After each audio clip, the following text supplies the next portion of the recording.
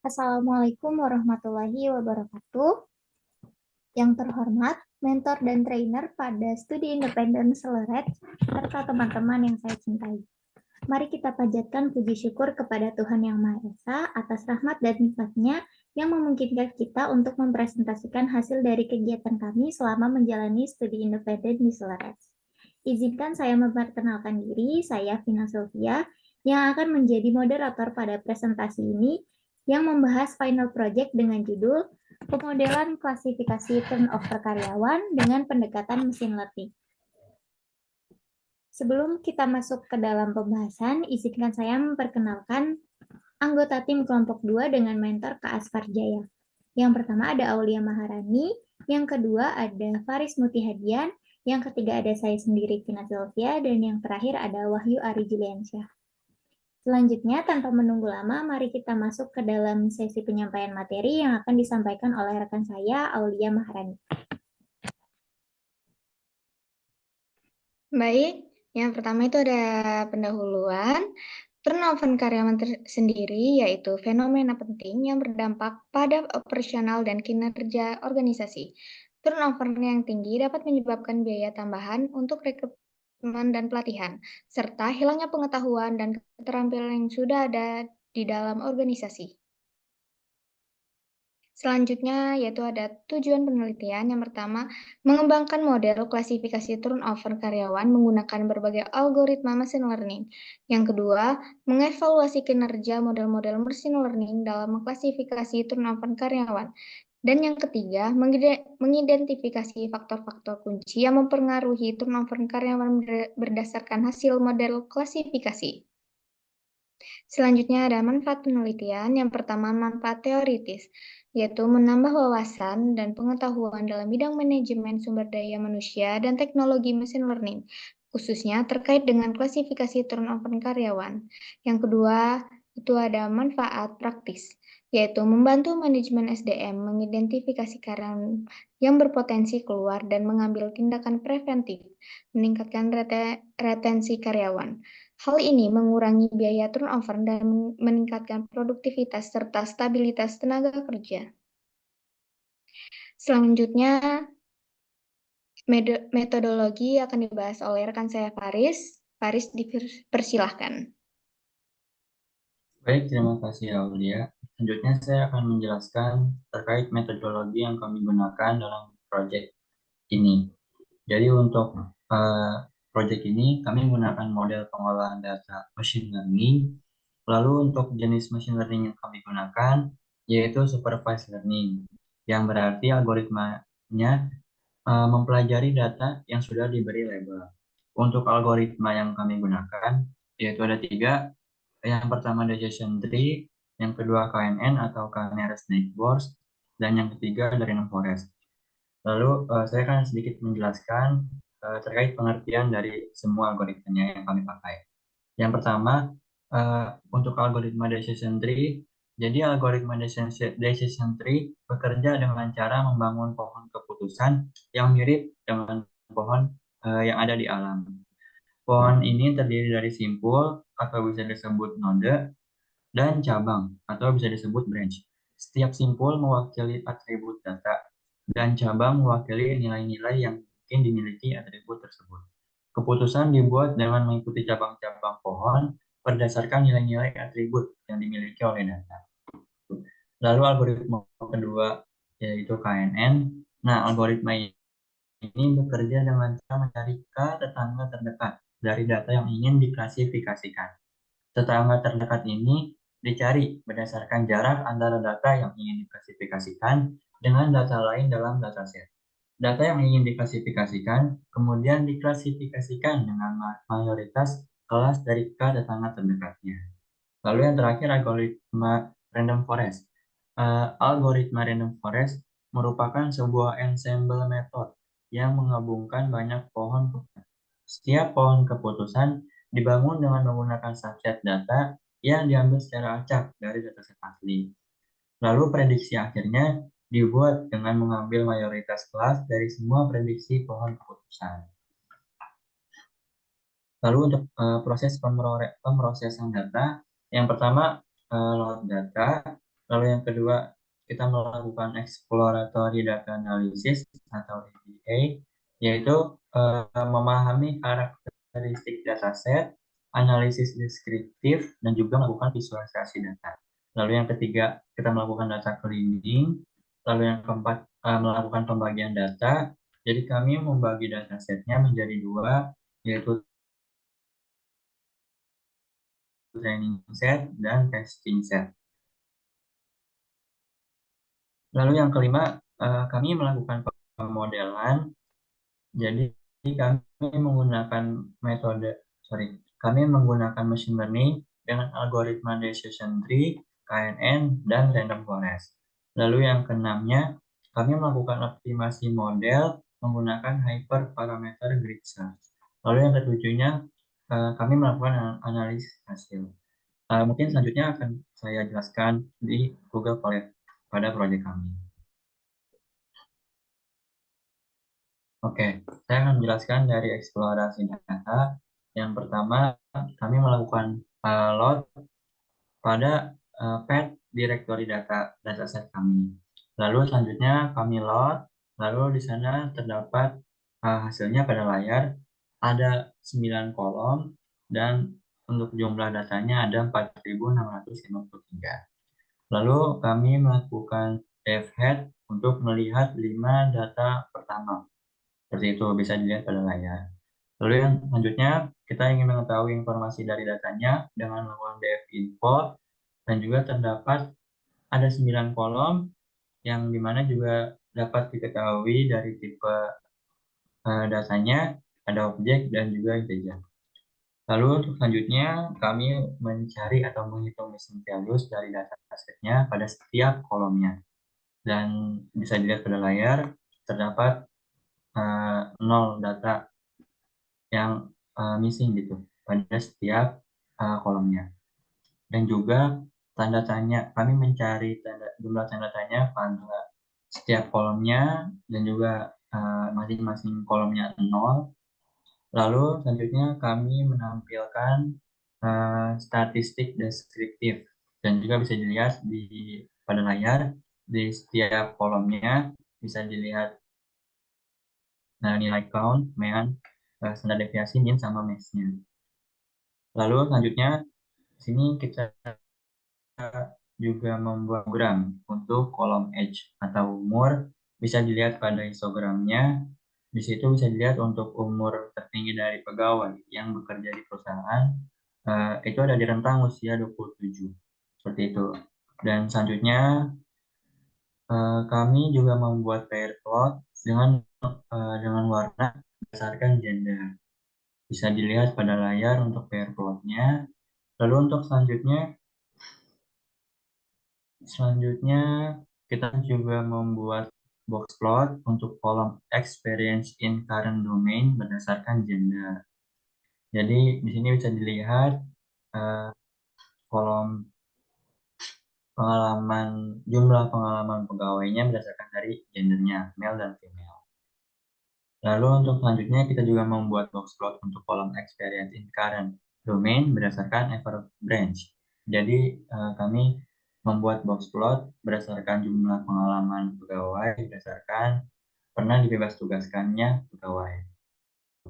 Selanjutnya ada scatter plot warna berdasarkan leaf warna. Bisa dilihat pada layar.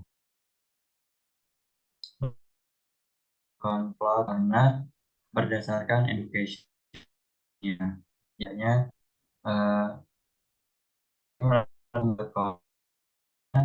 dari sini ada bachelor, PhD, dan leaf warnanya 0 itu di 1 berarti leaf.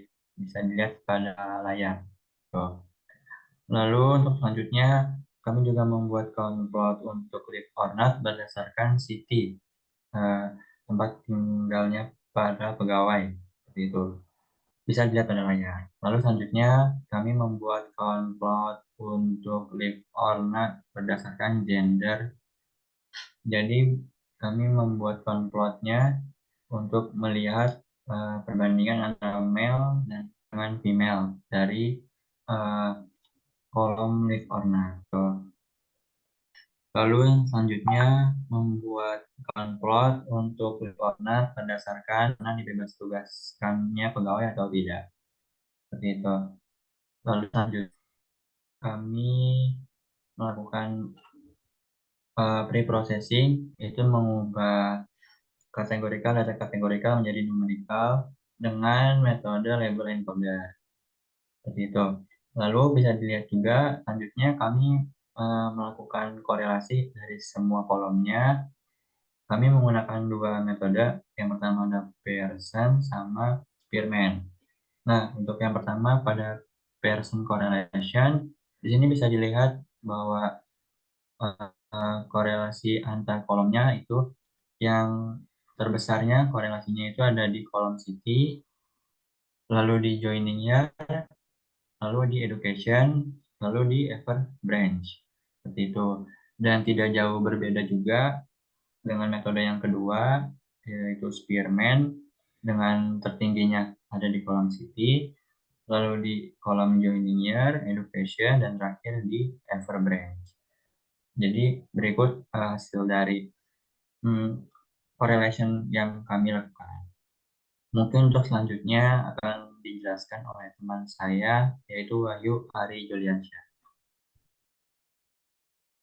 Baik, terima kasih. Berikutnya untuk data pre-processing. Pertama, kami membuat salinan data frame dengan nama dfclean. Kemudian didapatkan shape-nya sebanyak 4.653 baris dan 9 kolom. Selanjutnya, menampilkan informasi dari data frame. Di sini ditampilkan informasi nama-nama dari setiap kolom dan tipe datanya. Karena masih terdapat tipe data yang kategorikal, maka perlu diubah menjadi numerikal. Maka dilakukan encoder. Di sini kami melakukan encoder dengan label encoder, kemudian menampilkan kembali informasi detail mengenai data frame setelah di label encoder. Sehingga semua tipe datanya menjadi numerikal. Selanjutnya memeriksa apakah ada data yang hilang atau tidak pada data frame. Seperti dilihat, untuk setiap kolomnya tidak terdapat data yang hilang. Selanjutnya, pembagian data. Pembagian data dihitung distribusi label pada leap or not. Didapatkan bahwa 3.053 data dengan nilai 0 atau yang tidak meninggalkan dan 1.600 data dengan nilai 1 yang meninggalkan perusahaan. Kemudian didefinisikan X dan Y dengan X adalah semua kolom kecuali kolom terakhir dan Y adalah kolom target atau leap or not-nya. Kemudian di sini kami membagi data menjadi 67% untuk trennya dan tesnya sebesar 33%. Sehingga didapatkan data untuk trennya sebanyak 3.117 dan data tesnya sebanyak 1.536. Selanjutnya untuk pemodelan, seperti yang dijelaskan pada metodologi, terdapat 3 algoritma yang digunakan pada pemodelan ini. Yang pertama, menggunakan algoritma decision tree. Dengan menggunakan algoritma decision tree, didapatkan nilai untuk kelas 0 atau yang tidak meninggalkan perusahaan, precisionnya sebesar 84%, recall-nya 89%, F1 score-nya 86% dengan support sebanyak 1004. Kemudian untuk yang kelas 1, precision-nya sebesar 76%, recall-nya 69%, F1 score-nya 72% dengan support 532. Sehingga didapatkan akurasi sebesar 82%. Kemudian untuk confusion matrix-nya, model memprediksi 0 dan benar sebanyak 890. Kemudian model memprediksi 1 dan sebenarnya 0 sebanyak 114. Kemudian model memprediksi 1 yang sebenarnya 0 sebanyak 167, dan model memprediksi 1 dan benar 1 sebanyak 365. Kemudian algoritma yang kedua yaitu K-Nearest-Next-Bound. Dengan menggunakan algoritma K-Nearest-Next-Bound, didapatkan hasil untuk yang kelas 0 presisinya 2%, recall-nya 92%, F1 score 87% dengan support 1004. Kemudian yang kelas 1 atau yang meninggalkan perusahaan, presisinya sebesar 81%, recall-nya 61%, F1 score-nya 70 dengan support 532. Sehingga didapatkan akurasi sebesar 82%. Kemudian untuk confusion matrix-nya, model memprediksi 0 dan benar sebanyak 927. Kemudian model memprediksi 1 dan yang sebenarnya 0 sebanyak 77. Kemudian model memprediksi 1 yang sebenarnya 0 sebanyak 205. Dan model memprediksi 1 yang dan benar sebanyak 327. Kemudian algoritma yang terakhir adalah random forest. Dengan menggunakan algoritma random forest, didapatkan untuk kelas 0 atau yang tidak meninggalkan perusahaan, precision-nya sebesar 85%, recall-nya 92%, F1 score-nya 88% dengan support 1004. Kemudian yang kelas 1 atau yang meninggalkan perusahaan, precision-nya sebesar 82%, recall-nya 70%, F1 score-nya 75% dengan support 532. Sehingga didapatkan akurasi untuk algoritma random forest sebesar 84%. Kemudian confusion matrix untuk random forest, model memprediksi 0 dan benar sebanyak 920, model memprediksi 1 yang sebenarnya 0 sebanyak 84, kemudian model memprediksi 0 yang sebenarnya 1 sebanyak 160, terus model memprediksi 1 dan benar sebanyak 372. Setelah itu, kami melakukan optimasi model. Pada optimasi model, kami menggunakan grid set untuk mencari parameter terbaik yang akan digunakan untuk masing-masing algoritma. Dan didapatkan parameter terbaiknya adalah sebagai berikut. Untuk decision tree, minimal sample leaf-nya 9 dan minimal sample split-nya 2. Kemudian untuk K-Nearest Neighbor, parameter terbaiknya adalah neighbor-nya sebanyak 7. Kemudian untuk random forest, parameter terbaiknya adalah minimal sample leaf-nya sebanyak 5 dan n estimatornya sebanyak 300. Setelah mendapatkan parameter-parameter terbaik untuk masing-masing algoritma dari gradset, maka dilakukan remodeling kembali. Untuk yang pertama, decision tree setelah dimasukkan parameter terbaiknya, mendapatkan hasil untuk kelas 0 yang tidak meninggalkan perusahaan didapatkan precision sebesar 85%, recall 94%, F1 score 89% dengan support 1004. Kemudian yang kelas 1 atau yang meninggalkan perusahaan didapatkan precision 86%, recall-nya 69%, F1 score 77% dengan support 532. Sehingga didapatkan akurasi untuk model decision tree setelah dimasukkan parameter terbaiknya adalah 85%. Selanjutnya, confusion matrix-nya, model memprediksi nilai 0 dan benar sebanyak 947. Kemudian model memprediksi 1 yang sebenarnya 0 adalah 57. Kemudian model memprediksi 0 yang sebenarnya 1 adalah 167. Kemudian model memprediksi 1 dan benar sebanyak 365. Kemudian yang kedua adalah K-Nearest-Next-Bound. Model algoritma K-Nearest-Next-Bound setelah dimasukkan parameter terbaiknya mendapatkan hasil Untuk kelas 0 atau yang tidak meninggalkan perusahaan, precision-nya sebesar 80%, recall-nya 94%, F1 score-nya 87%, dengan support 1004.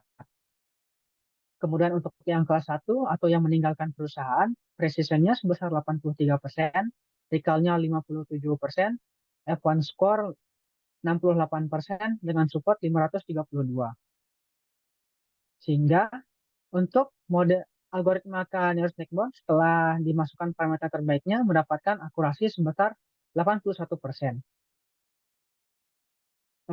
Selanjutnya untuk confusion matrixnya, model memprediksi 0 dan benar sebanyak 941, kemudian model memprediksi 0 yang sebenarnya adalah 1, 63, kemudian model memprediksi 1 yang sebenarnya 0 adalah 228, kemudian model memprediksi 1 dan benar sebanyak 304.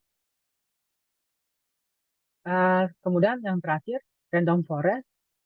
Algoritma random forest telah dimasukkan parameter terbaiknya mendapatkan hasil untuk kelas 0, precision-nya sebesar 85%, recall-nya 97%, F1 score 91% dengan support 1004.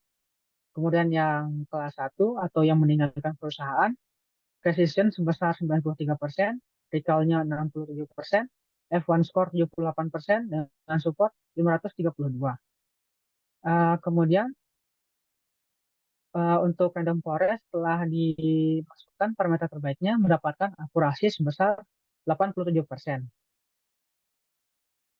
Kemudian untuk confusion matrix pada random forest, model memprediksi 0 dan benar sebanyak 976, kemudian model memprediksi 0 yang sebenarnya 1 adalah 28, kemudian model memprediksi 1 yang seharusnya 0 adalah 172, kemudian model memprediksi 1 dan benar adalah 358. Berikutnya, untuk visualisasi datanya, setelah berhasil mengembangkan model machine learning, langkah selanjutnya adalah melakukan visualisasi data untuk memahami dan mengkomunikasikan hasil analisis. Di sini kami menggunakan Tableau sebagai alat untuk visualisasi datanya dan didapatkan hasil sebagai berikut ini. Untuk lebih jelasnya, mungkin dapat diakses pada Tableau publiknya. Penjelasan berikutnya akan dilanjutkan oleh rekan saya, Vina. Dipersilahkan. Ya, terima kasih Wahyu atas kesempatannya. Di sini saya akan menyampaikan analisis hasil dari proyek yang dilakukan, yaitu untuk model terbaiknya yang didapat adalah random forest. Di sini random forest memiliki performa terbaik serta keseimbangan precision dan recall untuk kedua kelas. Model ini lebih tahan terhadap overfitting karena menggunakan banyak pohon keputusan, meskipun lebih kompleks dan memerlukan waktu komputasi lebih lama.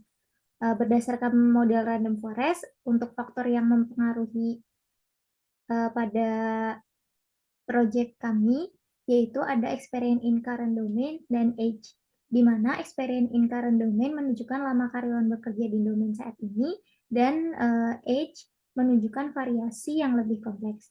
Untuk interpretasi modelnya, dengan menggunakan Shapley Additive Explanation, kita dapat melihat bagaimana setiap fitur berkontribusi terhadap keputusan model.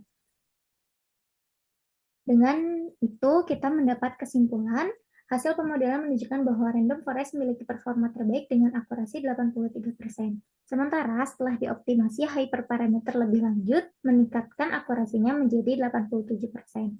Fitur-fitur utama yang berpengaruh terhadap klasifikasi turnover adalah experience in current domain dan age.